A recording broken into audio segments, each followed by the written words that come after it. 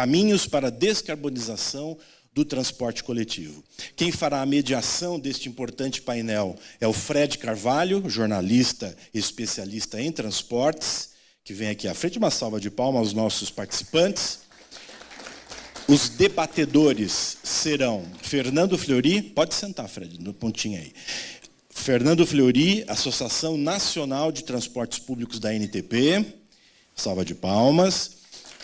Murilo Lara, CFO do Grupo Santa Zita e membro do Comitê Executivo da GV Bus de Vitória. Salva de palmas ao Murilinho. Fabrício Müller Martinez, que é secretário municipal de Mobilidade Urbana de Salvador. Uma salva de palmas, nosso amigo Fabrício, secretário. Representando a indústria, temos aqui o Maurício Lourenço da Cunha, diretor industrial da Caio. Salva de palmas. Renato Florenci, gerente de engenharia de planejamento e desenvolvimento da Marco Polo. Salva de palmas a ele. E para embelezar esse painel, uma mulher, Milena Romano Braga, presidente da Eletra. Uma salva de palmas. Adalberto Maluf, secretário nacional do Meio Ambiente Urbano e Qualidade Ambiental do Ministério do Meio Ambiente e Mudança Climática. São 5 minutos só de texto do Maluf. Se você tiver que trabalhar o tanto que é o nome do seu departamento, você está perdido. Obrigado, Maluf. Jurandir Fernandes, presidente honorário da UITP Latinoamérica. Muito bem, antes de passar a palavra ao mediador, jornalista Fred, a NTU abriu agora um espaço para a ANTP nos contar, em alguns minutos, uma metodologia para cálculo dos custos de frotas elétricas. Para tanto, queria chamar o nosso querido branco, Luiz Carlos Mantovani Nespoli, superintendente da Associação Nacional de Transportes Públicos, a ANTP, e também membro do Fórum Consultivo de Mobilidade Urbana. Branco, com a palavra. Bom dia. Um segundo mesmo, né? Muito obrigado pela possibilidade, pela oportunidade que a NTU nos dá. Todos sabem que a NTP, em 2017, produziu a planilha de metodologia de cálculo de custos dos ônibus a diesel. E nós estamos numa fase de ebulição, muita ebulição, para a introdução do ônibus elétricos no Brasil. Muitas experiências acontecendo, algumas experiências acontecendo, e a NTP se propôs a voltar a discutir a planilha de custos, ou seja, a metodologia de cálculo de custos do transporte por ônibus elétricos, exatamente para poder apresentar publicamente como seria isso no mercado que está, vou dizer mais uma vez, em ebulição, com muitas frentes, com muitas iniciativas, com muitas discussões. E nós vamos ver, através da apresentação do Fernando Fleury, como esse assunto vai muito, mas muito além do preço do ônibus. É um assunto extremamente complexo, que fez com que repetíssemos o que fizemos com a planilha do ônibus diesel, ou seja, fomos buscar todas as fontes, não acho que corremos em todas, mas fomos visitar todos os fabricantes, fomos conhecer os operadores, os acadêmicos, informações internacionais, no sentido de tentar reproduzir, da mesma forma que fizemos com a planilha diesel, uma planilha de análise de custo do ônibus elétrico. Então, é isso. Agradeço muito a possibilidade de, digamos assim, de forma inédita, apresentar isso, essa metodologia aqui. Muito obrigado a todos. Né? Obrigado, Branco. Agora, ok, estou saindo aqui. Obrigado, viu, gente? Só para te agradecer. Fred, contigo. Ok, muito obrigado pela apresentação. E agora a gente começa efetivamente o painel. E para iniciar o painel, a gente tem uma apresentação do Fernando Fleury, da Associação Nacional de Transportes Públicos, da ANTP, e começa exatamente o painel com a apresentação dele. E aí nós vamos para o debate com mais algumas conversas interessantes e inteligentes para vocês. Por favor.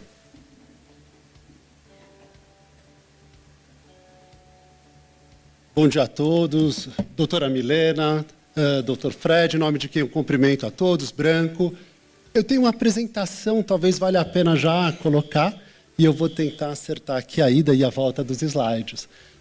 Bom, a parte da apresentação, certamente, é a parte menos interessante, a parte mais interessante é o debate. O objetivo nosso seria apresentar, então, os alicerces da revisão da planilha tarifária quando a gente introduz a mobilidade por veículos elétricos, mas, de certa forma, eu acho que a parte mais interessante dessa conversa vai ser a própria introdução, os desafios à introdução da eletromobilidade. Primeiro porque essa transição à eletromobilidade ela é simplesmente fruto de uma realidade que se impõe. Uma realidade que está ligada, claro, a aspectos de aquecimento global ou mudanças climáticas, mas também uma realidade que se impõe por aspectos institucionais, ou seja, os acordos firmados pelo Brasil no âmbito da COP21, na realidade, ali acabou saindo com uma pequena gafe, o Acordo de Paris. Você tem todas as questões das metas de desenvolvimento sustentável estabelecidas pela ONU, da qual o Brasil também é signatário, por uma série de razões institucionais, pela própria realidade, pelo próprio desafio de serviços públicos. Essa busca pela descarbonização é alguma coisa que vem movimentando intensamente a mobilidade urbana nos últimos anos. E essa transição, que na realidade acabou criando uma simetria de conceitos entre descarbonização e transição para a eletromobilidade, ela vem impondo desafios bastante profundos para todo esse ecossistema de produção de serviços de transporte público de passageiros urbanos em todo o Brasil. Um ecossistema que começa lá atrás, com fabricantes que são expostos à demanda por novas tecnologias, por novos processos, por novos insumos, por novos produtos, em que você realmente procura estabelecer uma matriz produtiva, uma matriz tecnológica, que ainda não se estabeleceu do ponto de vista de escala ou de eficiência nos mesmos níveis que você hoje tem a tecnologia diesel. Claro, uma indústria nascente e certamente a gente vai ter oportunidade de ouvir os mais qualificados representantes dessa indústria nascente no nosso debate de hoje. Alguma coisa que impacta, uma mudança, impõe desafios aos financiadores. Os financiadores de mobilidade urbana em todo o Brasil, eles são financiadores extremamente típicos, porque se a gente olhar balanços de empresas operadoras, eles não são os melhores, os mais sólidos balanços de todo o mundo. Eventualmente, contratos não necessariamente sejam os contratos mais fáceis. O grande ponto é que o financiamento acontece com base no próprio veículo como garantia. E quando a gente fala em transição para eletromobilidade, o veículo já não tem mais um mercado secundário. E provavelmente vai ter um mercado secundário um dia, daqui a 20 anos. Daqui a 30 anos. E aí sim você pode reestabelecer alguns mecanismos clássicos de financiamento. Mas, doutor Maluf está aqui para esse debate de hoje, certamente os mecanismos tradicionais de financiamento de renovação de frota vão ter que ser redesenhados para absorver essa demanda pela transição para a eletromobilidade. Talvez o maior impacto seja sofrido pelos operadores, questões ligadas não só a um volume de investimentos que, de certa forma, são muito mais expressivos do que os investimentos que se faz na tradicional tecnologia de mobilidade movida a diesel. E a gente não está falando só dos investimentos em veículos, como o Branco bem colocou, mas também toda a demanda que existe por equipamentos de recarga. Então, a gente estaria falando dos carregadores que realmente não se comparam à nossa tomada que conecta o laptop à parede, mas você está falando de carregadores que, se colocados em série, representam a demanda por energia de um bairro inteiro, em uma determinada garagem. Você está falando de sistemas elétricos, você está falando de subestações, você está falando quase que de um sistema metroviário dentro de uma garagem de ônibus. Isso não é trivial para um operador. Isso é uma mudança bastante radical em investimentos na forma de operar, na forma de produzir serviços de transporte público. Claro que tudo isso envolve também questões ligadas ao modelo de remuneração, como ele será remunerado por tudo isso, sempre lembrando que subsídio é algo que se estabeleceu durante a pandemia, é uma cultura que começou a se criar, mas ainda está longe de ser uma cultura consolidada, como é em outros setores, inclusive que apresentam uma facilidade de garantias, de entendimento, de competências das partes, muito mais tranquila do que em transporte público, em que, classicamente, a tarifa paga pelo usuário foi a fonte principal de remuneração das empresas. E essa tarifa não vai ser suficiente, por certo, para arcar com os custos, pelo menos de início, na transição para a eletromobilidade. Os gestores públicos estão enfrentando grandes desafios e tentar entender o papel que eles têm na questão, então, da subvenção do transporte público, da questão, eventualmente, até mesmo da aquisição e disponibilização de veículos para a operação por operadores numa relação contratual que praticamente nunca existiu na história da mobilidade urbana no Brasil. E, por fim, claro, o impacto sobre os usuários, que esses, possivelmente, são beneficiados com uma elevação expressiva na qualidade dos serviços que eles recebem. A eletromobilidade, acima de tudo, ajuda muito a melhorar a percepção da qualidade do transporte público, mas preocupados, do outro lado, com preço de tarifa, com o custeio de todos esses serviços. Os desafios são enormes, seja na operação, seja na indústria, seja no financiamento.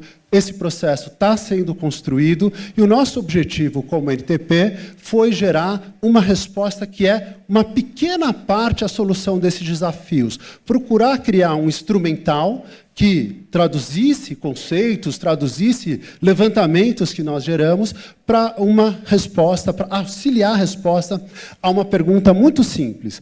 Não é o caso dos grandes municípios, não é o caso de municípios estruturados, como Belo Horizonte, certamente como Salvador, Vitória, mas municípios de médio para grande, médio para pequeno porte, quando um gestor público, de repente, chama uma empresa operadora e fala: puxa vida, eu gostaria de colocar 5, 10 veículos elétricos em operação no nosso município. Quanto isso custa? Essa pergunta ela é absolutamente crítica para que você possa começar a gerar essa transição no aspecto financeiro com transparência e, pelo menos, com uma plataforma de conceitos que traduza o que é a realidade da operação dos veículos elétricos. Na busca por essa resposta, na sistematização das respostas e a formatação de instrumento, nós tivemos a oportunidade de contar com o apoio inestimável de fabricantes, operadores, buscamos, o quanto possível, a referência do resto do mundo. Algumas observações, esse instrumental todo vai ser disponibilizado, acho que muito em breve. Certamente, o debate sobre os parâmetros, o conteúdo dele, vai ser um debate específico. Eu estou tentando mudar de slide, mas eu não sei exatamente qual é o botão que eu deveria apresentar. Agora é o mesmo botão. Mas eu acho que aqui alguns recados são os mais importantes de todos. Certamente, o mais importante é dizer, diferente da mobilidade por veículos a diesel, a transição para a eletromobilidade, ou o custo da transição para a eletromobilidade, parte de uma análise muito aprofundada sobre como será feita a operação desses veículos elétricos. O que vai ser operado, onde vai ser operado e como vai ser operado. Somente a partir dessas respostas é que é possível se dizer quanto custa. A diferença disso para o diesel é mais ou menos óbvia. No sistema diesel, você já parte de uma rede que está definida pelo município. Você já sabe mais ou menos quantos veículos são necessários, como eles vão operar, com qual quilometragem. Aqui você precisa voltar atrás à pergunta e falar: pera, vamos começar pelo começo. Em quais linhas eu vou operar os meus veículos elétricos? Eu estou falando na colocação em linhas troncais, em linhas que eu tenho prioridade de circulação, linhas que são não prioritárias nas áreas centrais, onde teoricamente eu mais precisaria dessa descarbonização, ou eu estou falando em linhas que estão indo buscar passageiros em áreas mais afastadas do centro do município? Esses veículos, eles vão ser operados exclusivamente com veículos elétricos, ou eles vão ser operados de forma combinada a veículos a diesel? Somente para ilustrar o impacto que essas respostas dão, se você tiver uma operação, vamos chamar de puro sangue, que eu acho que é o termo que a mídia mais usa, para veículos elétricos, dependendo da forma de recarga, você pode precisar de uma frota reserva de 30% de veículos, exatamente para cobrir aqueles veículos da operação que estão em momento de recarga na hora que você retorna o pico da tarde. Se você falar, não, eu vou combinar veículos elétricos com veículos a diesel, muito provavelmente os veículos a diesel conseguem fazer essa compensação com uma frota reserva bem mais modesta do que essa necessária para uma operação puro sangue. Questões relacionadas ao momento de recarga e qual é o próprio perfil de carregamento. Essa questão, por exemplo, de uma frota reserva de 30%, ela aparece quando você fala de veículos chamados plug-in, ou seja, veículos que têm um volume de bateria bastante expressivo, que eles são carregados por uma conexão direta com a rede de distribuição de energia, via de regra, e que as baterias garantem uma autonomia normalmente em torno de 250 quilômetros, às vezes um pouco menor, dependendo das condições específicas de cada um dos municípios. Claro, se a gente mudar a forma de carregamento da bateria e migrar, por exemplo, para veículos elétricos, veículos denominados trólebus, aqueles velhos conhecidos nossos, todos que existem, por exemplo, em São Paulo, em que você tem uma conexão desses veículos com uma rede aérea, com uma catenária, você melhora muito a eficiência do todo o sistema. Há tecnologias chamadas de ultracapacitor, ou seja, veículos que têm carregamento rápido por indução, seja por pantógrafo, seja pela conexão com o chão. E os próprios veículos híbridos são alternativas tecnológicas que precisam ser escolhidas e que impactam enormemente não só, novamente, o preço de compra do veículo, da infraestrutura e a própria forma como você presta esses serviços de forma combinada. Questões relacionadas, por exemplo, ao porte do veículo. Qual vai ser o veículo que a gente vai demandar para a operação daquela linha que foi inicialmente selecionada? É um veículo básico, um veículo padrão, um veículo articulado, de que capacidade? E, evidentemente, novamente, essas discussões todas impactam na própria demanda que você vai apresentar por insumos, por energia. E, por fim, o último ponto que vai ter que ser decidido, isso é um ponto super sério, é onde vai ser feita a recarga desse veículo. Tradicionalmente, quando o nosso prefeito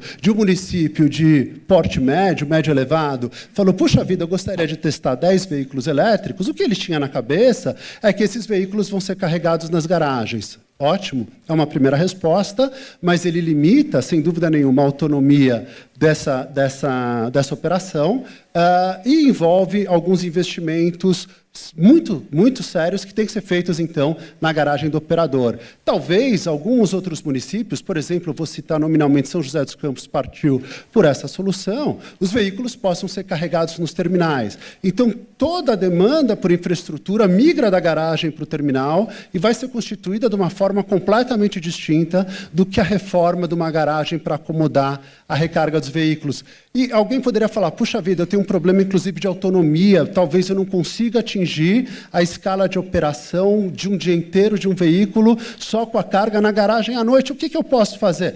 Você pode criar o conceito de carga de oportunidade, ou seja, alguns momentos do dia esse veículo poderia, por exemplo, recarregar no terminal, além de fazer a carga completa na garagem. É uma excelente solução para você melhorar a autonomia de um veículo, só que o problema é que você vai implementar duas infraestruturas. E, novamente, para quem imagina que a operação do veículo elétrico é conectar um ônibus numa tomada 110 ou 220, ela demanda volumes de energia que são completamente diferentes do que a gente está acostumado. Duas infraestruturas dessas, sem dúvida nenhuma, são impactos bastante relevantes.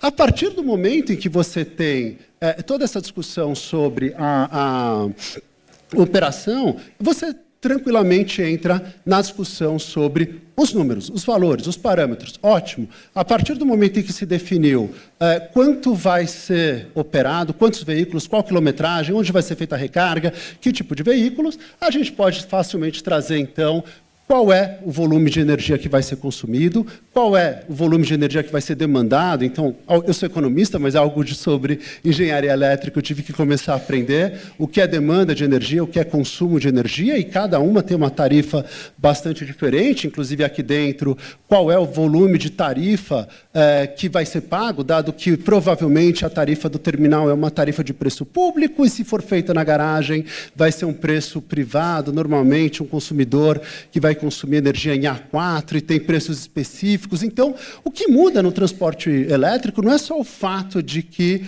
a energia ou o combustível é diferente do diesel.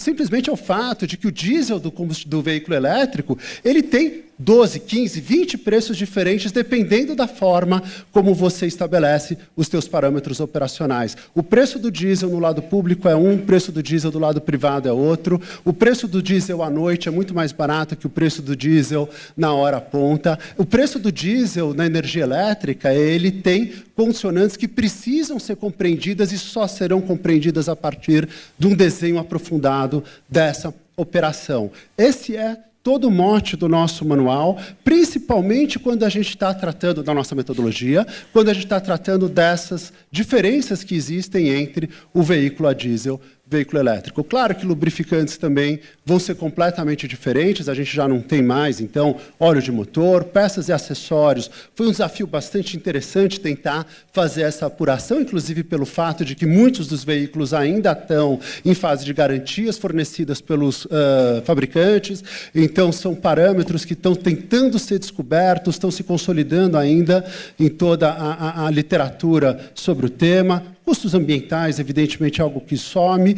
E ponto crítico, fundamental, o preço do veículo é alguma coisa bastante relevante. Não só o tema da depreciação é relevante pelo valor do veículo, mas pelo fato, de que se imagina que esse veículo possa durar 15 anos. O que é fácil de imaginar para o motor elétrico, é só a gente observar, por exemplo, sistemas de metrô, trens urbanos, alguma coisa do gênero, mas o chassi e a carroceria não necessariamente vão durar esses 15 anos, até porque o peso da bateria é alguma coisa relevante. Então, há uma aprendizagem. Nenhum veículo ainda chegou a 15 anos para a gente saber qual é, efetivamente, a condição dele. Valor residual, em princípio, esse veículo não tem valor residual como o veículo a diesel. Uma coisa é eu pegar um veículo a diesel de 10 anos e vender para alguém que tem a possibilidade de abastecer esse carro na sua garagem, em algum lugar no município de interior. Ninguém vai comprar um veículo elétrico de 10 anos e se montar um sistema de carregamento na própria garagem para operar um veículo antigo. É muito oneroso. Esse veículo ele talvez possa ser vendido como sucata, mas é muito diferente do modelo tradicional.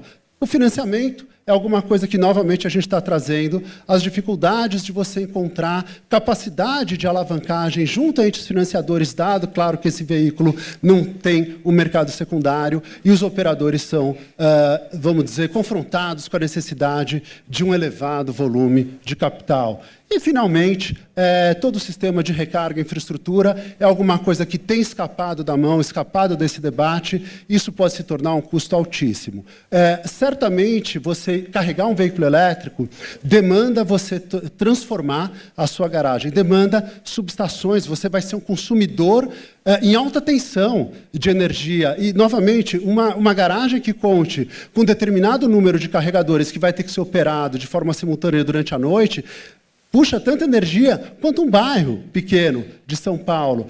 Então, imaginando o investimento que essa pessoa vai fazer, provavelmente esse investimento vai chegar próximo a todo investimento em frota, ou se ele eventualmente não for maior, dependendo da escala dessa operação, somente para ajustar redes elétricas, subestações e os próprios carregadores. Além de questões como a necessidade de cobertura dessas garagens, você não vai fazer a recarga desses veículos na chuva, isolamento de piso e questões relacionadas. Nosso objetivo foi, a partir da tentativa de entender todo esse ecossistema de operação e como se dá a operação do veículo elétrico, transformar isso em parâmetros monetizáveis para que a gente possa tentar efetivamente responder de uma maneira transparente, de uma maneira absolutamente contabilizada, quanto custa prestar serviços com veículos elétricos. E como última recomendação, a gente só gostaria de reforçar esse ponto. Toda a transição para a eletromobilidade parte de uma análise extremamente aprofundada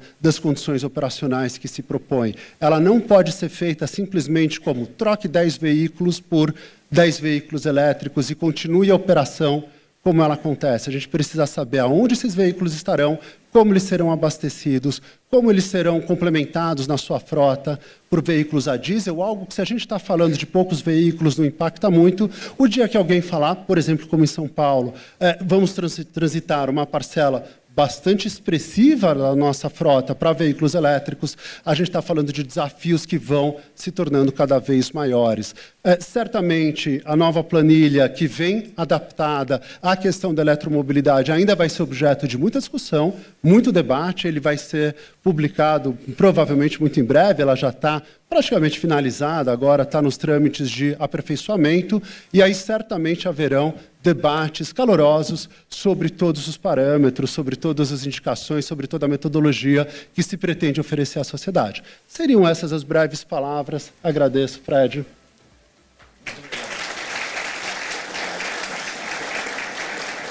Bom, agora a gente não está exatamente começando um grande debate. O que a gente quer passar para vocês aqui é também quanto custa efetivamente. Ou seja, tem uma grande diferença nesta questão de eletrificação, nessa mudança da maneira de fazer as coisas, mudança extremamente séria e cara. O Fleury já passou uma parte disso, mas eu acho que, de alguma maneira, a gente precisa estar preparado para uma mudança que é extremamente forte e que é extremamente cara. E é muito difícil, em termos operacionais, a implementação. Não é coisa fácil. É só ter estado no congresso da UITP em Barcelona, que a gente via claramente todos os fabricantes com veículos maravilhosos, elétricos, fuel cell. O que você pode imaginar de tecnologia estava tudo lá. Só que a diferença é a teoria e a prática. Principalmente quando você não tem os valores disponíveis para, pura e simplesmente, falar, a partir de amanhã cedo estamos implantando linhas. Não é fácil, o Fleury já deixou claro que não é fácil. E agora a gente vai fazer algumas apresentações dos painelistas, mostrando claramente quais são os custos reais, certo, de um veículo elétrico, pegando as experiências que a gente já tem no Brasil, seja dos fabricantes de elétricos, e o primeiro é o Ricardo, da Marco Polo, que vai, devagarzinho, contar um pouco para a gente o que você está fazendo, o que você levantou de custo, quais são as principais dificuldades. Se você quiser responder aí, pode responder. Se quiser responder aqui, à sua vontade.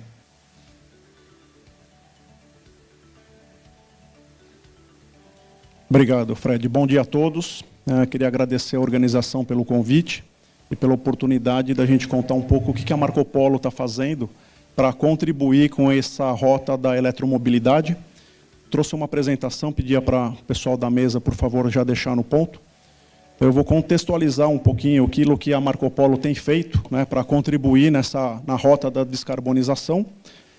Só trazendo um pouco das marcas que a Marco Polo hoje atua, como Marco Polo, Volare e Neobus. A estratégia é que a gente possa ter alternativas de motorização e de eletrificação para a linha completa Marco Polo. Temos uma linha de atuação muito forte com inovação. A Marco Polo Next é um exemplo disso, e que já temos uma spin-off, que é a Marco Polo Rail. Então, estamos trabalhando também no transporte leve sob trilhos. A Marco Zero, uma venture capital, onde a gente também fomenta inovações com startups. E o braço financeiro da Marco Polo, que é o Banco Moneo, que ajuda nas viabilizações dos negócios junto aos frotistas. E finalizando com a Fundação Marco Polo, onde ela atua dentro da sociedade, onde a gente tem as plantas principalmente. Aqui eu trago um pouco do footprint da companhia, né? A companhia com muito orgulho nacional, uma multinacional brasileira que atua em todos os continentes. Temos mercados em mais de 120 países e plantas em 11 localidades ao redor do mundo. Com isso, a nossa capacidade de produção aproximada de 115, 120 veículos por dia, nós vamos ter a capacidade de fazer a transição da eletromobilidade, uma vez que estamos já na preparação dos primeiros veículos vendáveis para o mercado.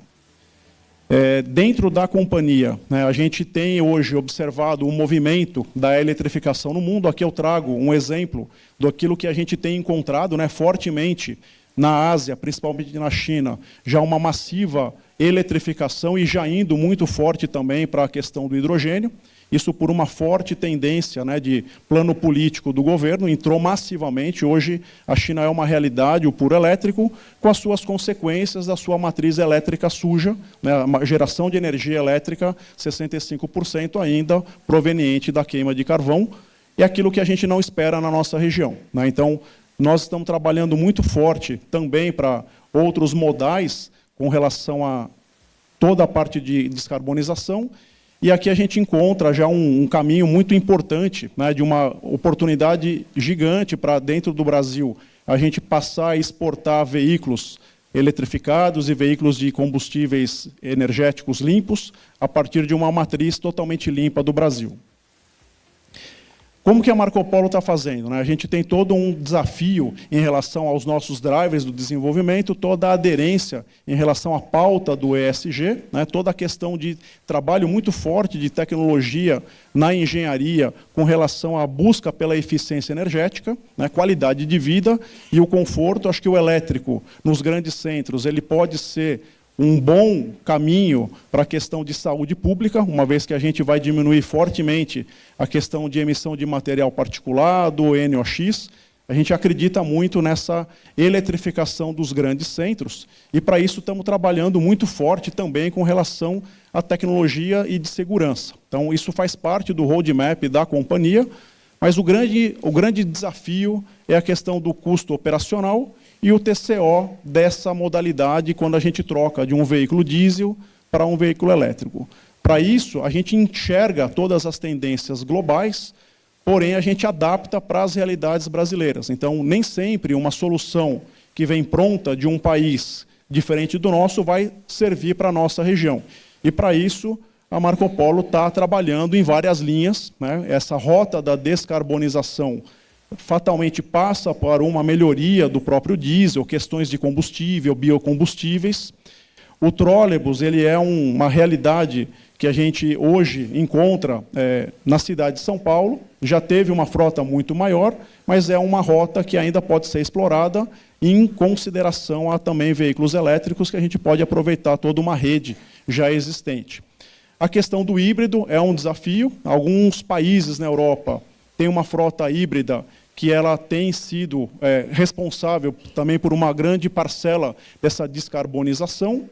O elétrico plug-in, que é a realidade aqui da nossa região, principalmente Chile, Colômbia, onde tem uma frota bastante expressiva já em implementação de veículos elétricos plug-in. Uma tendência a ser explorada a questão de carga de oportunidade, né? Isso tem ainda uma correlação com relação a comportamento de populações em relação a depredações. Então, existe uma pequena preocupação em relação a ter recargas em vias públicas. E o futuro, onde a gente enxerga na redução da quantidade de baterias e a introdução do hidrogênio como uma fonte também renovável. Estamos trabalhando em todas essas linhas. A gente acredita que seja uma jornada para a eletrificação, e todas essas tecnologias, ao longo do tempo, elas vão convivendo. A gente acredita particularmente que aqui no Brasil a gente vai ter capacidade de suprir tecnologia como indústria para todos esses modais. A demanda tem que existir e a indústria vai estar preparada para atender pontualmente cada localidade com a sua particularidade. Marco Polo já tem uma experiência importante com relação à eletrificação, mais de 750 veículos em atividade. As primeiras aplicações com ônibus híbridos em Curitiba, em 2013, aplicações experimentais, porém já temos hoje uma das maiores frotas de ônibus elétrico da América Latina, rodando em Bogotá, mais de 500 ônibus Marco Polo com uma tecnologia limpa já em operação. Aqui eu trago um case brasileiro, é o carro Attivi Integral. Os senhores e senhoras podem ter a oportunidade de visitar, temos uma amostra aqui no na feira, podemos mostrar como que essa tecnologia brasileira é um carro totalmente integral, é um carro produzido pela Marco Polo, chassi integralmente desenvolvido pela companhia, toda uma eletrificação em cima de uma carroceria desenvolvida especialmente para veículos elétricos, onde a gente consegue ter uma redução de peso de 700 a 800 quilos em função da aplicação de tecnologias de aços especiais, plásticos de engenharia, compósitos, e uma engenharia integrada entre chassi e carroceria, onde a gente pode ter um veículo totalmente customizado e aplicado sob medida para as aplicações de cada cidade brasileira. É um trabalho importante, onde a gente já tem um índice de localização bastante importante, isso traz um benefício da questão de financiamento, é um veículo que já é finamizável, então ele já tem um selo do BNDES, onde a gente tem boas condições para a aquisição do veículo, e algumas municipalidades onde a gente já está avaliando toda a parte de custo operacional e toda a questão também do TCO do veículo, né? Engenharia brasileira desenvolvendo tecnologia, né, um software de controle onde o operador vai poder customizar a sua operação buscando a sua máxima eficiência energética, uma gama de produtos extensa, desde micro-ônibus até articulados, aqui muita parceria com os tradicionais fabricantes de chassi e o ônibus Ative integral complementando o portfólio da companhia. Importante salientar toda a questão de certificação, durabilidade e confiabilidade do produto, né, onde a Marco Polo tem um investimento bastante forte no sentido da gente conseguir entregar a qualidade do produto, não apenas na primeira entrega, mas ao longo da vida dos 15, 16 anos que o veículo elétrico vai precisar operar de maneira íntegra.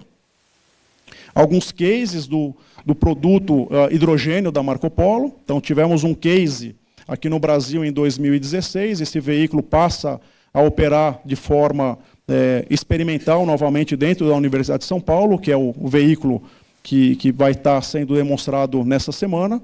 Os veículos que rodam na Colômbia, as iniciativas da Marco Polo na Austrália e também na China, com veículos hidrogênio já disponíveis nos mercados onde eles atuam.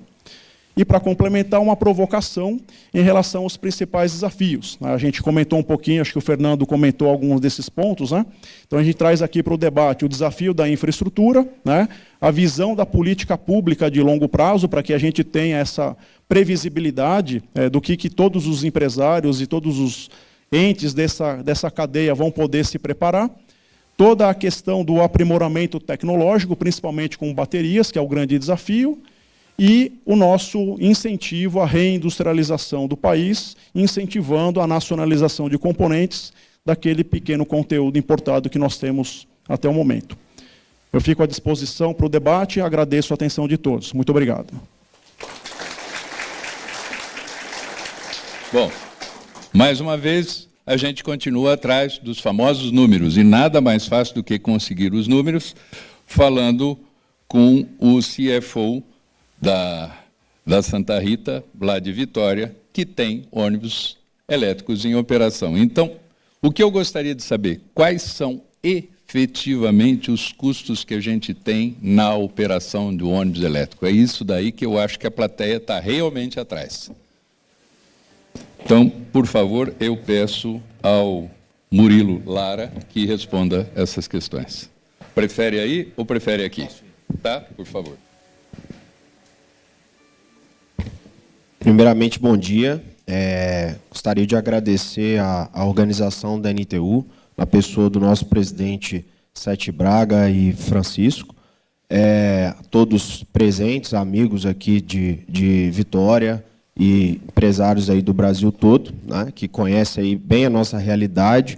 Eu não sei se eu vou conseguir te passar os números, porque eu acho que isso é um desafio de todos aqui, principalmente para nós, operadores, né? Gostaria de também enaltecer aí o trabalho do Fernando, que acho que com muita clareza falou dos desafios enfrentados, e foi isso que a gente enfrentou. Acho que meu desafio é um pouco falar da realidade dos testes que a gente vem fazendo lá em Vitória, no Espírito Santo, né? Vitória tem sido vanguardista em alguns em alguns temas, né, e não foi diferente aí nos ônibus elétricos. A gente está falando de um sistema de transporte de 1.600 ônibus, 100% tronco alimentado, com integrações em terminais. E começamos no ano passado, no final do ano passado, um teste com 4 veículos, né, 3 já em operação, no sistema Transcom, né? A gente escolheu algumas linhas para fazer esse teste e a caminhada, a jornada começou nos desafios do financiamento, como muito bem colocado pelo Fernando, que não existe hoje financiamentos específicos para financiar uma frota de veículos elétricos, né? A gente enfrentou esse desafio lá no Espírito Santo, tentamos algumas parcerias com alguns bancos públicos. Eu acho isso importantíssimo. Deixar muito claro que ontem foi muito bom ter ouvido aqui do nosso presidente do Senado que ele entende o problema e entende a necessidade de se pensar no apoio do Estado, que é primordial para que essa pauta avance. Eu acho que nenhum operador aqui é contra esse próximo passo, né? Esse desenvolvimento, a descarbonização. Acho que a gente vem discutindo isso muito no Espírito Santo, principalmente não só no segmento de transporte, mas também da cadeia, que eu acho que isso é muito importante também ser discutido, né? Não só acho que isso não é um papel só nosso, acho que isso é um papel de todos, e a cadeia é muito importante também estar pensando nesse processo de descarbonização. E o segundo passo é a disrupção, que é operar um sistema de veículos elétricos, né? A gente está com um teste lá com 4 veículos e a gente já enfrenta algumas dificuldades que foram mencionadas aqui também pela apresentação anterior, né? Muito ligado a gente não pode pensar em um sistema de ônibus de veículos elétricos operando numa cidade da mesma forma que a gente pensa em veículos a diesel. Isso impacta não só a infraestrutura, que isso é pouco agora mais, mas isso era pouco dimensionado, é uma infraestrutura que realmente precisa ser pensada, como financiar, como o Estado participar, né? Lá em Vitória, no Espírito Santo, foi tomada a decisão do carregamento ser nos terminais, né, de integração, não é na garagem. O poder público assumiu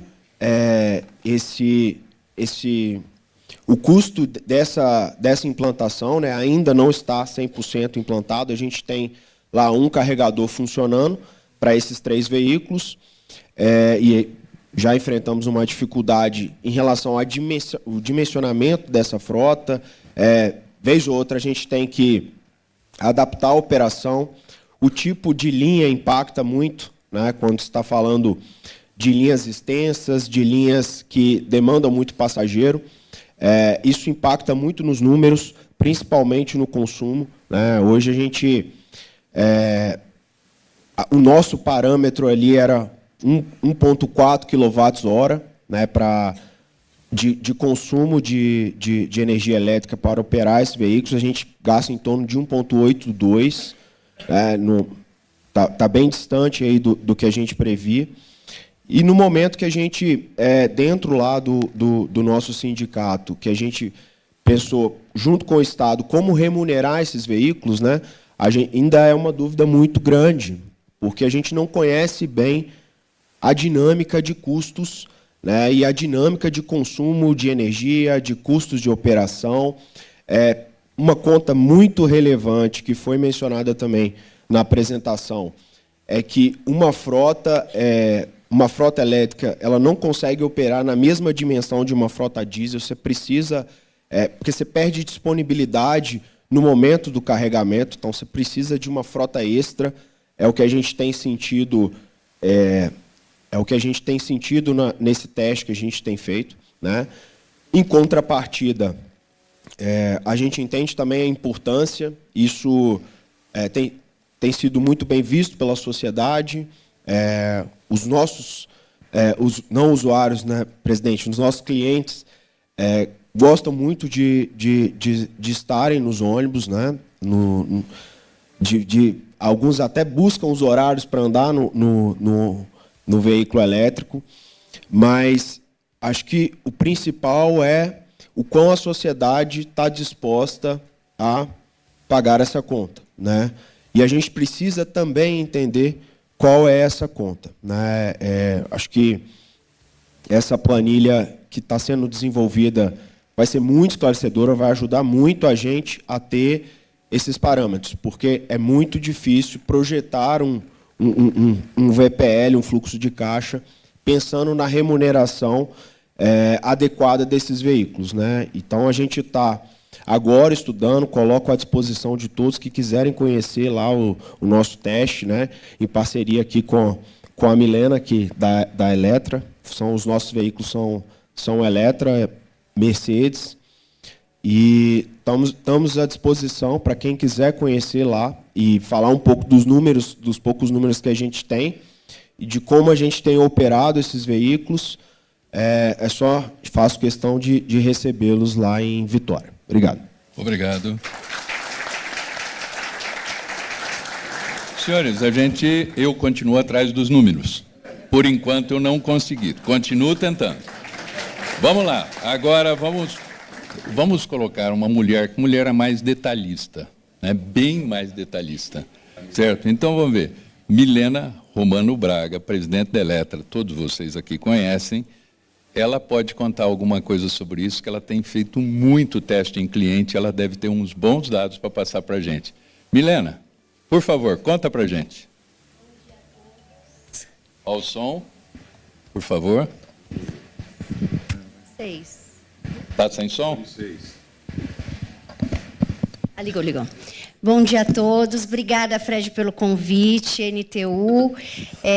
Eu acho muito importante proporcionar um evento desses e com um painel com tantas pessoas importantes aqui e necessárias para a discussão dessa transição da eletromobilidade, porque eu acho que nós chegamos a um momento que todos estão com esse foco, com essa vontade de fazer essa transição, mas depende muito de uma união e de uma parceria do governo federal, da indústria, dos operadores, da população, para que isso aconteça, né, porque não é uma decisão isolada. Nós temos, como vocês, o Fleury já falou, o Murilo falou, nós temos problemas na parte de financiamento, né, de aquisição de crédito barato para a compra desses veículos, que são 3 vezes mais caros do que o diesel. Mas falando, vamos focar nos números, né, Fred, como você nos pediu. Nós temos experiência hoje em 11 cidades brasileiras com ônibus elétricos. A Eletra é líder nacional em produção de ônibus elétrico. Nós já produzimos há 22 anos, então nós temos histórico, nós temos muitos números e inclusive com uma experiência interna de operação, né, do nosso grupo, com a Next. E temos ônibus elétrico produzidos por nós há mais de 22 anos, rodando originalmente com o mesmo motor, com a mesma carroceria. E nós temos 290 carros no Brasil, hoje elétricos foram produzidos pela Eletra, de 380. Então, é a empresa que mais produz ônibus elétrico. Agora, nós estamos em 11 cidades com o ônibus puramente elétrico. Por isso que nós temos já os dados, né, há mais de um ano. Acho que em Salvador está há mais de um ano, né, Fabrício? Vai fazer um ano. Então, hoje, nossa maior frota é em Salvador, depois do ABC Paulista, com 8 carros, né? Então, nós temos números consistentes, que acompanhamos diariamente o resultado. E nós temos uma redução espetacular de consumo em relação a outras cidades em Salvador, porque foi feito... o operador se dedicou muito para o treinamento dos operadores. O governo se dedicou muito na implantação da infraestrutura antes da compra dos veículos. Isso foi super importante, primordial para o sucesso da operação. Então, quando os ônibus chegaram, o governo, o município, né, Fabrício, já que é secretário de Salvador, já tinham instalado os carregadores, já tinha infraestrutura para mais de 40 carregadores nos terminais. Então, isso é muito importante, que, como o Murilo disse, foi um problema no Espírito Santo, porque não foi pensado antes, né, Murilo? Os empresários se anteciparam na compra do veículo, mas o governo acabou não tendo a infraestrutura pronta. Então, isso acaba atrapalhando, né, na operação. Então, Salvador são 8 ônibus e nós temos um corredor, o corredor BRT Salvador. Hoje, o consumo está, em média, 1 kWh por quilômetro, que, em média, como o Murilo falou, ele está fazendo 1,8, São Paulo é 1,6, São Bernardo é 1,2, que nós já estamos operando também em São Bernardo, em linhas alimentadoras, então não é corredor, o que demonstra também um consumo muito bom. Agora, Salvador foi, assim, espetacular. Ninguém imaginava que teria um consumo tão bom, mesmo tendo o calor que faz, né, a cidade. Então, a gente sabe que o calor influencia muito no consumo da energia. Então, a gente tem tido até procura dos empresários de Salvador, né, e do governo para aumentar essa frota devido à economia e à eficiência que eles estão tendo nessa operação. Além da redução da manutenção, que é, em média, 40% em relação ao diesel, isso também já existe o histórico, tanto da nossa experiência quanto da experiência deles de Salvador de 1 ano, porque a experiência de 1 mês, 2 meses, a gente acaba não sendo tão consistente, porque você não tem troca de peça, não tem nada. De 1 ano você já tem revisão preventiva. Então, nós temos essa redução de manutenção também, que é muito substancial. Mas a gente tem esse problema do investimento inicial, que eu acho que é o maior desafio, né, do governo federal, que depende, eu acho que dele, para estimular e ajudar com incentivos, com créditos mais baratos, os municípios e as empresas de transporte, que hoje estão com vontade, querem fazer essa transição, né, e sabem da necessidade, mas precisamos da ajuda, e principalmente aqui do Adalberto, né, que está hoje no governo, sabe o outro lado, já participou da indústria, né, já foi da BYD durante muitos anos, e hoje está no Ministério do Meio Ambiente, então vai poder nos ajudar junto ao BNDES, que já estamos em conversas semanalmente com linhas novas de crédito e disponibilidade financeira, que hoje é muito pequena a disponibilidade dos valores para troca para o número de troca de frotas que os municípios estão demandando. Nós temos mais de 15 municípios hoje procurando, né, e querendo fazer essa troca, mas falta crédito e crédito barato. Um detalhe, eu acho que é importante, nessa altura, a gente trazer o Fabrício Miller Martinez, o secretário de Salvador, que está à frente desse projeto, na capital soteropolitana. Então, eu gostaria de te ouvir, você contar um pouco como é que foi isso, como é que é a questão da recarga, como é que foi montar essas centrais, qual o custo disso, que, de novo, é o que a plateia quer saber. Bom dia a todos. Eu vou pedir licença, menos de 1 minuto, para fazer um registro, que eu acho que é um tema que impacta em todos aqui. Hoje nós acordamos em Salvador com o 5º ônibus queimado pelo crime organizado em nossa cidade. 5º ônibus queimado apenas nesse ano. E parece que esse fato acabou sendo normalizado pela população. A população parece que não tem nenhuma importância. A imprensa noticia como algo normal, não aprofunda. As instituições que devem investigar não investigam e acabam não sendo encontrados os culpados. Então, eu acho que é preciso, eu sei que a NTU tem um papel importantíssimo nesse tema, se preocupa com esse tema, e a gente precisa, de fato, que algo aconteça para que a gente possa mudar esse cenário. Isso é algo que não pode ser mais aceitado, né? Imagine se alguém entra no aeroporto e queima um avião, se isso seria tratado da mesma forma. Então, a gente precisa realmente se unir para tratar esse tema com maior seriedade e maior responsabilidade. Bom, peço desculpas, mas não podia deixar de fazer esse registro. Bom, Salvador começou desde 2013, né, através dos seus planos de mitigação de ações climáticas, do seu plano de mobilidade sustentável e, mais recentemente, do seu plano estratégico dessa gestão, né, com metas bastante ambiciosas. Nosso PEMANC, que é o Plano de Mitigação de Mudanças Climáticas, que foi lançado lá atrás, em 2017, ele já prevê para 2049, o ano que Salvador, a primeira capital do país, faz 500 anos, que 100% da frota do transporte público seja de energia mais limpa. Então, esse assunto tem sido tratado com muita seriedade pelo governo municipal. Claro que começou a sair do papel num momento muito difícil, no momento ainda com os efeitos da pandemia ainda ali impactando todo o nosso sistema. E quando nós trouxemos esse tema, num primeiro momento, para os concessionários, a gente usa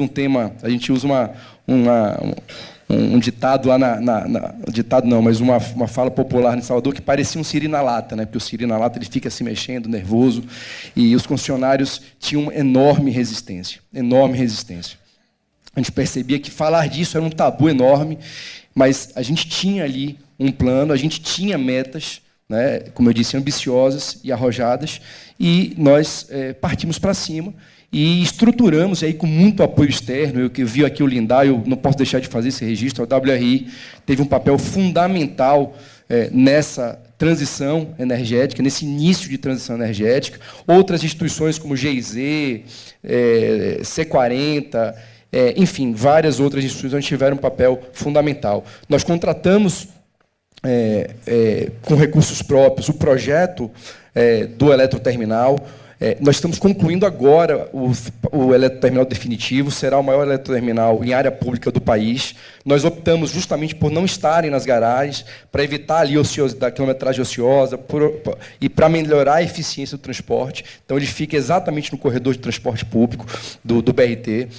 A gente vai conseguir carregar simultaneamente 20 ônibus simultâneos. Já temos aí em estudo um segundo eletroterminal. Esse projeto está sendo desenvolvido pela GIZ, pela instituição alemã, que está nos apoiando também. Então, a gente acha que no ano que vem já temos o segundo eletroterminal pronto. Então, é o que o município pôde fazer, investindo na infraestrutura, para facilitar essa transição. Bom, foram comprados, como eu disse, no pior momento da pandemia. Cidade de Salvador, para quem não sabe, não tem subsídio ainda, não conta com subsídio tarifário, né?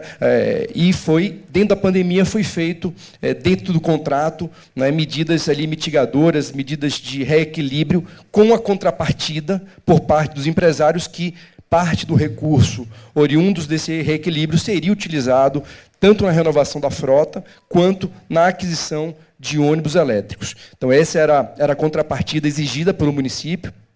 De pronto, foi aceito pelos concessionários, e aí eu agradeço muito aí a compreensão e a parceria dos nossos concessionários. São, além de muito sérios, muito eficientes, o que demonstra aí pelos próprios resultados que hoje nós temos com relação aos elétricos. E hoje, de fato, nós temos 8 ônibus rodando, é uma primeira fase. Nós temos aí a meta de 30% do nosso novo BRT rodar com ônibus elétrico, e hoje a gente já percebe menos resistência, né? A Milena tem tido um papel, inclusive, fundamental nisso, porque o pós-venda da Eletra tem estado super presente, orientando não só na operação, mas também na manutenção. Então, tem um papel fundamental para a gente, né? Eu só me arrependo de não ter patenteado a cor, porque depois que Salvador lançou os ônibus elétricos, várias cidades estão copiando a cor. Eu devia ter patenteado essa cor. Mas, enfim, eu acho que se não tiver, e aí só para concluir, eu acho que se não tiver, de fato, uma política pública arrojada do ponto de vista de acesso a financiamento, né, a segurança do próprio futuro da eletromobilidade no país, e o governo central, o governo federal tem um papel fundamental nisso, a gente não vai conseguir fazer uma transição para a eletromobilidade consistente como a gente deseja. É impensável que a terceira maior frota de transporte público urbano do mundo só tenha 300 e poucos ônibus. Se formos considerar apenas os autônomos com bateria, acho que cai para talvez menos de 200. Então, é algo realmente que precisa ser mudado, e acho que isso fica claro com os números que estão sendo apresentados. Certo, muito obrigado pela sua participação. E, enfim, nós tivemos números, ou seja, já começamos. Agora eu tenho de ouvir, não obrigatoriamente sobre os números, mas sobre os projetos da CAIO. E, para isso, nós temos aqui o Maurício Lourenço, da Cunha, que é o diretor industrial da Caio, que pode contar um pouco para a gente da visão dele sobre a questão dos elétricos. Bom, bom dia, senhoras e senhores, bom dia a todos, obrigado pela presença aqui, obrigado eu agradeço a NTU e a OTM pelo convite para participar desse debate. É um debate muito importante, já foi de forma muito criteriosa e detalhada apresentada pelo Fernando. Um estudo feito pela NTP, que tem uma grande penetração junto aos órgãos públicos de transporte, mostrando realmente a realidade e as dificuldades que serão enfrentadas numa eletrificação de parte da frota de transporte das cidades. É importante a gente ter em mente que a gente imaginar uma eletrificação de 100%, salvo a China, que é um país de um regime absolutamente totalitário. Nós não vemos em lugar nenhum do mundo, como foi bem apresentado aqui pelo Ricardo, não vemos lugar nenhum do mundo com uma total eletrificação da frota, até porque já foi mais do que demonstrado aqui que é economicamente e estruturalmente inviável. Então, eu acho que ninguém aqui, e a Caio, como a Marco Polo, como os outros demais fabricantes aqui no Brasil, seja de chassi, seja de eletrificação, como a Eletra, não duvidem nem trabalham contra. Pelo contrário, tem produtos e tem tecnologia para desenvolver ou terminar o desenvolvimento daqueles que ainda não estão 100% desenvolvidos. Então, o nosso problema não é o quê? A Caio participa, junto com a parceria com a Eletra, na frota que está em Salvador, na frota que está em Vitória, na frota que está no ABC, seja de híbrido. Nós já fizemos com esses últimos 15 anos, híbridos, trólebus, trólebus com bateria, trólebus sem bateria, agora elétricos puros, junto com a Eletra, com demais fabricantes, com plataforma Mercedes, Scania, Volks, o que você quiser. Nós temos tecnologia e temos produto no Brasil. O problema que nós vemos não é o quê? Como foi colocado, os operadores hoje não são contra o elétrico. Hoje o governo não é contra, pelo contrário, é a favor. As indústrias também não são contra, têm produto, estão dispostas a fazer. Agora, como? O problema não é o quê, é como. Como se financia? Como se monta a infraestrutura, que, para mim, é o maior desafio. Depois vem o financiamento. Como se opera? Que linhas que se opera? Qual o percentual que a eletromobilidade pura, puro sangue, vai poder ocupar? Porque não adianta você fazer como foi muito bem colocado pelo Fernando, não adianta você fazer toda uma eletrificação e aquilo não ser viável, não carregar, enfrentar o problema que Vitória está enfrentando, com poucos carros. Se você conectar hoje uma garagem de ônibus, não precisa muito não, 30, 40 ônibus, ela vai pagar o bairro inteiro. E como o Fabrício falou, o que vai acontecer com a frota e com essa garagem? Vão pôr fogo na garagem, acabou os ônibus elétricos, acabou a operação naquele bairro. Então, desculpem, não sou o cavaleiro do Apocalipse, mas eu acho que é muito importante e fico muito feliz que todos aqui estamos debatendo e apresentando o quê? É importante, todo mundo quer, temos condições, temos tecnologia. Agora, como vai ser feito? O Fabrício colocou muito bem, se não houver uma união de esforços de governo federal, estadual, municipal, não adianta deixar essa bomba na mão do governo municipal e dos operadores. Por quê? Porque melhorar a qualidade do meio ambiente é uma função e um benefício da sociedade. Não existe empresa privada ou município no mundo que tenha condição de financiar e pagar uma melhoria de meio ambiente. Não existe isso, gente. Não existe. É impossível. Então é importante, e eu saio daqui feliz e aliviado de ver a clareza com que isso está sendo abordado e compreendido pelo governo, pelos operadores, pelas entidades que assessoram a todos nós. Então, eu gostaria de, mais uma vez, agradecer, dizer que a Caio tem os produtos que são necessários. O nosso foco de empresa é um pouco diferente do foco de empresa da Marco Polo. A Marco Polo é uma empresa multinacional, nós somos uma empresa nacional, mas dentro do escopo de cada um de nós, e mais todos os colegas das montadoras, sejam que já estão no Brasil ou que têm interesse em vir para cá, o Brasil tem produto, tem uma Eletra que faz híbrido, faz trólebus, faz plug-in, faz com carga de oportunidade. Nós temos toda a tecnologia no Brasil. Agora é preciso discutir como isso vai ser feito, e se não for feito a umas 12 ou 20 mãos, não vamos chegar a lugar nenhum. Só vai chegar uma pressão da sociedade, porque a sociedade precisa saber que ela tem que contribuir efetivamente com isso. Não adianta despoluir a cidade e fazer uma geração de energia elétrica no interior, movido a carvão, movido a lenha, movido sei lá, a gás, ou seja o que for. Não adianta mudar o local da poluição. Muito obrigado. E agora, obrigado mesmo. E agora a gente vai para aquele senhor que todo mundo conhece, não preciso nem falar o nome dele, onde as esperanças estão realmente depositadas. Você sentiu o peso? É um biarticulado elétrico nas suas costas, mais ou menos. Só que são, né, mais ou menos isso. Ou seja, Adalberto Maluf, você, com toda a experiência que tem de elétrico, você tem de contar para a gente quais são os planos. O que é que o governo pode e deve fazer? Obrigado, Fred. Queria agradecer à NTU. Para mim é um privilégio, um prazer muito grande voltar aqui, né? Estava pensando que eu acho que o primeiro evento da NTU, se foi uns 10, 12 anos atrás que eu participei, é uma honra enorme.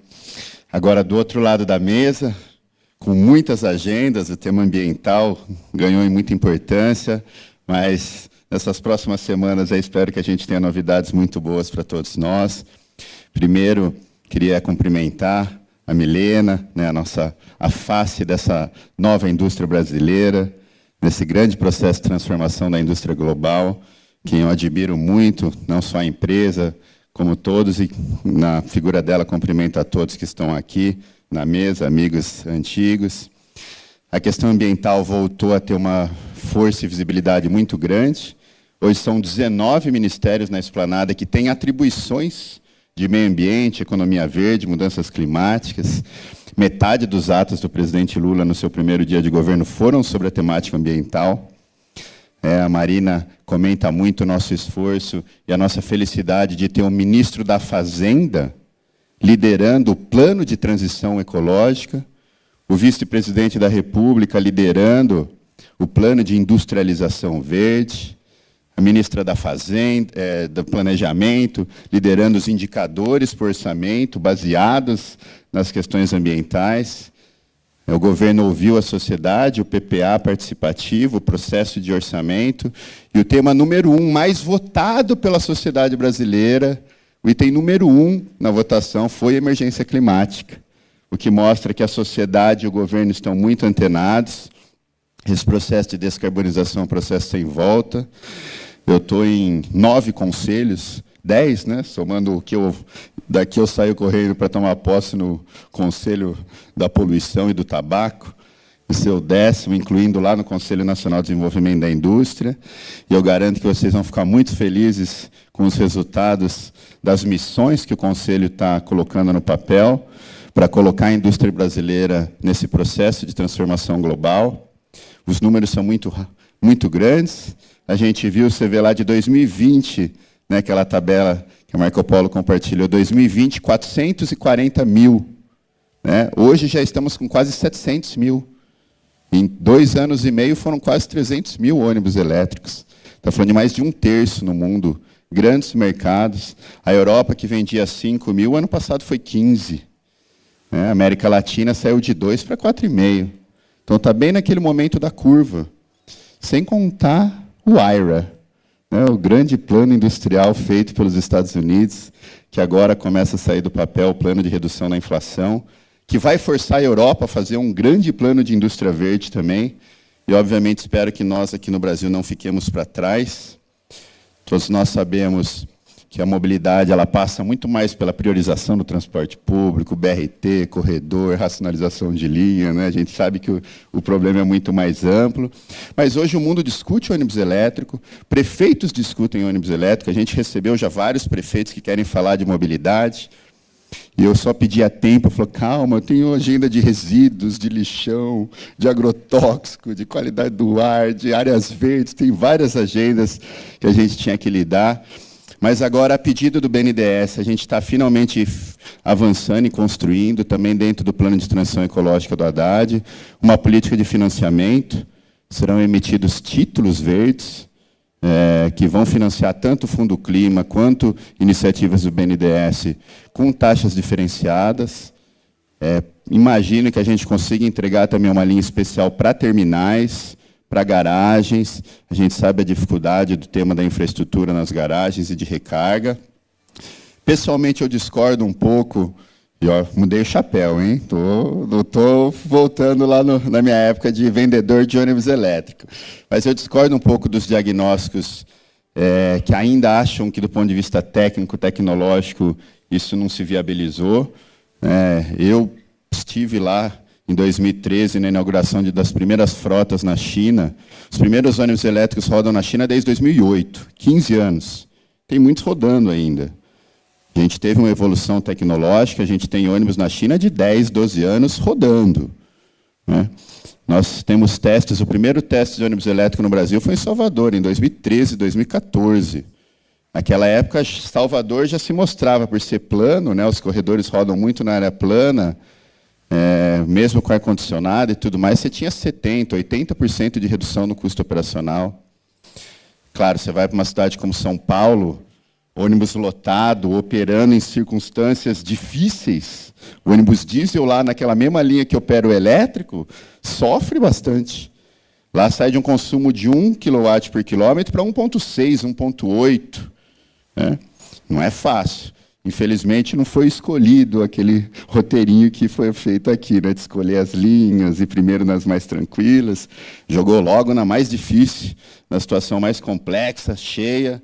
Os ônibus realmente não chegavam nem a fazer o dia inteiro, começa às 6 da manhã, terminava ali 10 horas da noite, às vezes não conseguia fazer a última viagem, isso era muito difícil, por isso a importância de ter a recarga nos carregadores. Mas a gente tem hoje no forno vários estudos e várias iniciativas ao mesmo tempo. A gente vai lançar com o PNUMA e com o ICCT um estudo sobre a transição do emprego na indústria automotiva, associada à eletrificação. A gente vai ter várias iniciativas aí finalmente avançando, desde o TUME, né, da C40, WRI, GIZ. Eu acho que um grupo grande de ações. E todas elas nos trazem para uma reflexão. E eu venho tentando, dentro lá do governo, fazer essa reflexão. Se o mundo está indo nessa velocidade tão grande para a eletrificação, nós temos um novo governo comprometido com metas ambientais. A ministra Marina Silva vem liderando várias ações do governo para o Brasil ocupar o espaço que tem que ter de liderança do ponto de vista da descarbonização. Temos uma das matrizes elétricas mais limpas do mundo. No Brasil, não carrega ônibus elétrico a carvão. Né? Nossa matriz é 92% elétrica limpa. Quem carrega à noite, carrega com eólica. Tem muito solar. As agências de ônibus das empresas obrigam que tenha contrato mostrando que é renovável. Então, o nosso contexto é diferente do mundo. E nós temos uma indústria importante. Temos indústrias como a Marco Polo, como a Caio, fabricantes de chassis, e a questão é, a gente pode se dar o luxo de Se acomodar, esperar tudo acontecer e um dia ou outro a gente vai? Ou o processo de eletrificação, agora que a Europa deu um salto, você vai ter um novo pacote e as grandes montadoras lá terão que investir. A gente pode se dar o luxo de estar desconectado dessas cadeias produtivas globais? Faz 10 anos que eu acho que não. Ainda não mudei minha opinião. E agora, lá dentro do governo, eu venho tentando trazer esse debate, porque eu realmente acredito que a hora da eletrificação chegou. Assim que a gente tiver finalizado essas negociações com o BNDES, e estamos trabalhando com algumas cidades de colocar pilotos em escala maior, né, que a gente acredita que é possível, eu tenho certeza que todos nós teremos surpresas muito grandes, não só nas cidades que a gente conhece, né, que são liderantes desse processo, Vitória, Salvador, São José dos Campos, Brasília mesmo, tem ônibus elétrico rodando aqui uns 5 anos, 4 anos, pelo menos, né? Eu vejo eles toda hora na esplanada ali, passando. Mas a gente tem muita cidade de porte médio. Hoje, quase 100 cidades já estão praticando tarifa zero. Muitas cidades subsidiando, criando concessões. Isso cria uma nova maneira de analisar o custo do transporte. Do mesmo jeito que a Constituição fala que saúde e educação é pública e deve ser bancado pelo poder público, o transporte público está lá, no mesmo artigo. Então, é algo que o poder público não pode se esquivar. Espero que a gente consiga agora, nesse novo contexto, de uma priorização ambiental muito maior. A pandemia dificultou muito a nossa vida, por um lado, mas também trouxe essa oportunidade de olhar os custos com mais carinho. Por isso é um prazer enorme estar aqui com vocês. Espero que a gente consiga. Espero que o ano que vem a gente venha aqui já feliz e animado com o resultado de todos os anúncios que devem vir nos próximos meses nesse tema. Obrigado. Muito obrigado. Conforme eu disse, ele tem novidades. Parece que está em estudos, as coisas estão andando, a gente espera que funcione. Porque, óbvio, que a gente não pode esquecer que a gente tem de fazer uma transição extremamente forte, porque o mundo não aguenta mais. Num dos eventos da Transporte Moderno que a gente fez lá, um empresário usou uma frase ótima. Nós não temos o planeta B.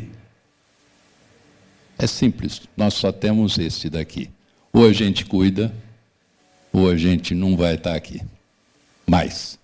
Então, eu acho que quem pode fazer o encerramento desse evento, que a gente está tentando terminar no horário, ninguém melhor que Jurandir Fernandes, presidente honorário da UITP, que tem um conhecimento vastíssimo disso e que pode contar para a gente, inclusive, surpresa para vocês, quais são os custos operacionais do ônibus elétrico dele. Ele tem ônibus elétrico. Eu não perdi a mania de... Fui professor há muitos anos e ainda tenho mais facilidade para falar em pé. Muito obrigado, em primeiro lugar, parabéns. Cadê o pessoal todo aqui? Bom, o Braga não está aí, mas eu queria dar um abraço e parabéns, não só da alegria de estar aqui presente com todos vocês, recordando essa turma toda. Isso deu uma alegria muito grande. Queria também já falar o seguinte, quando eu fui convidado, eu vi o tema, é um tema que está empolgando muito, mas muito mesmo, todos nós. Fiquei muito feliz. Aí, quando eu vi a composição desse pessoal que está com a pele em jogo, skin in the game, eu falei, nossa, é isso mesmo. Tem aqui o encarroçador, está os produtores, o pessoal do Estado, operador. A Milena, bom, ao concurso, nós estamos há muito tempo acompanhando tudo que vocês todos têm feito lá, Milena, parabéns. E o Maluf, o Adalberto, foi sempre uma pessoa, porque nós somos vizinhos, quase que em Campinas, nós moramos muro a muro, né? Não só o próprio Adalberto, mas a BID está ali, vizinho a gente. Então, essa empolgação ela foi nascendo com todos esses elementos. Mas o Fred me perguntou e pediu o seguinte, Jurandir, dá uma olhada, você tem alguma coisa na academia que está fazendo isso? Tem. Nós estamos, desde 2019, rodando um ônibus que, aliás, responsabilidade ali do Maluf, do Adalberto, um ônibus da BID está rodando desde 2019 dentro da Unicamp, levantando uma série de parâmetros. A gente está rodando 14 horas por dia, com energia autônoma, nós cobrimos uma série de edificações da Unicamp, tudo com placas solares, em particular ao lado onde o ônibus tem uma carga mais forte, nós temos um estádio coberto, nós botamos ali 7.000 placas. Também temos uma participação bastante importante da CPFL, que também está trabalhando junto com a gente, e 200 pesquisadores, desde iniciação científica até pós-doutorado, e alguns professores que estão voltando para fazer lá o seu uso dos seus cabelos brancos. Estamos lá de volta como colaboradores e participantes. Então, tem alguns dados interessantes. Nós pegamos 5 itinerários diferentes, características, desde um expresso plano, um zero parada intermediária, que funciona, comparando sempre um diesel, o consumo diesel, que nós temos linhas internas na Unicamp, e com esse carro elétrico total. E essa linha, desde a expressa plana até uma linha com mais declives e aclives, uma linha bem acidentada e paradora. Então, nós fomos de um extremo ao outro com linhas reais, que operam 14 horas por dia. E uma coisa interessante é o seguinte, no caso do diesel, a variação do custo quase que dobra entre o plano expresso com a mais acidentada, quase que dobra, deu 90% de aumento. No caso do elétrico, essa variação deu 47%. O que mostra que o elétrico ele é bastante mais robusto nessas dificuldades, nessas variações todas. Ouvindo os colegas que estão aqui operando nas cidades, deu para perceber que eles já falam nisso mesmo. Não dá para você pegar e comprar uma frota e falar, indiscriminadamente, vai distribuindo. Cada caso é um caso, tem suas especificidades, tem que ser analisado, tem que ser estudado. Então, está batendo com o que a gente está fazendo lá dentro. Na questão econômica, o impacto é fantástico. Acho que já vi mais de uma pessoa falar aqui. Reduções de 74% a 80% no custo quilômetro. É fantástico. Não estou nem me referindo à manutenção. Nós estamos falando no consumo, que nós não estamos fazendo ali o levantamento da manutenção. A manutenção também está batendo forte. Todo mundo está dizendo que a manutenção é muito mais baixa mesmo. Eu acho que essa planilha da NTB veio a calhar. Nós vamos agora ter que se interagir mais, Fernando, e fazer com que aquilo tudo que nós estamos levantando lá dentro, que não é só na questão da eletrificação, mas também nós estamos jogando muito IoT embutido, estamos fazendo já uma administração da rede, simulando redes diferentes, carregamentos diferentes, porque com aquele manancial de pesquisadores, e nós temos uma máxima lá dentro, que é o seguinte, laboratório vivo. Tese de mestrado, tese de doutorado, iniciação científica, tem que depois corresponder com a prática. Tudo bem, a academia tem seu papel, ninguém renega aqui a função da ciência pura, isso é indiscutível. Mas ali, na tecnologia, na engenharia, onde nós estamos envolvidos em engenharia elétrica, nós queremos o chamado laboratório vivo. Muitos bons resultados, então, estão ocorrendo. A questão do consumo por quilowatt-quilômetro também, incrível, está batendo. Nós estamos numa faixa desde 0,8, 0,9, mas acho que é modelo meio que idealizado, vamos dizer assim, e, no caso mais árduo, batendo em 1,3. Eu vi vocês falando em valores dessa ordem de grandeza, está batendo. Mas cada realidade vai ser uma realidade. Bom, Fred, então era isso que eu tinha a dizer, mas faço o encerramento, já acabo, né? Não tem mais vez? Quantos minutos aí? 2 minutos? 1 minuto e 58, meu Deus do céu. Bom, é o seguinte, o que eu queria expressar mesmo, que eu senti aqui, depois de 3 anos de saudade dessa turma toda aqui, é o estado de espírito, né? O otimismo. Porque, gente, não dá para ser empreendedor, não dá para ser operador e pessimista. Você já viu empreendedor pessimista? Empreendedor pessimista vai à falência, não tem jeito, ele é um otimista. Então, esse otimismo ele é contaminante. Eu lembro que em 2015, quando a gente voltou de uma reunião da UITP, em 2015, foi italiana, foi na Itália, nós fizemos uma apresentação das tendências que apareceram lá. E eu me lembro direitinho, revi, eu tenho isso em arquivo, os últimos slides que eu coloquei das últimas tendências. Inacreditavelmente estava escrito lá, olha, tem uma tendência forte pintando aí que se chama eletrificação. Tem uma outra tendência que, preste atenção, que chama-se IA, inteligência artificial.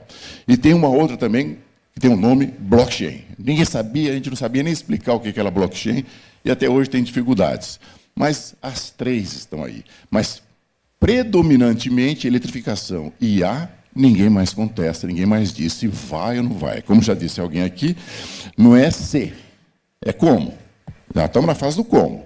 Acabou o se.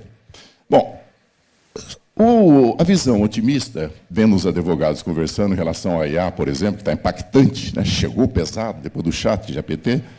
A visão pessimista diz assim, né? Um advogado, até para não esquecer, falei assim, gente, advogado falando pessimista, gente, essa inteligência artificial vai acabar com metade dos nossos empregos. Nossa, metade vai embora. Aí um advogado otimista ao lado.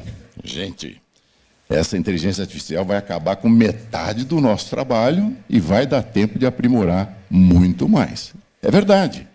Na área em que você tem que ter uma grande base de dados consolidada, você imagina as jurisprudências que surgem a todo momento, toda hora, leis, decretos, etc., isso tudo compilado e trabalhado, você vai fazer algumas atividades com um tempo muitíssimo menor.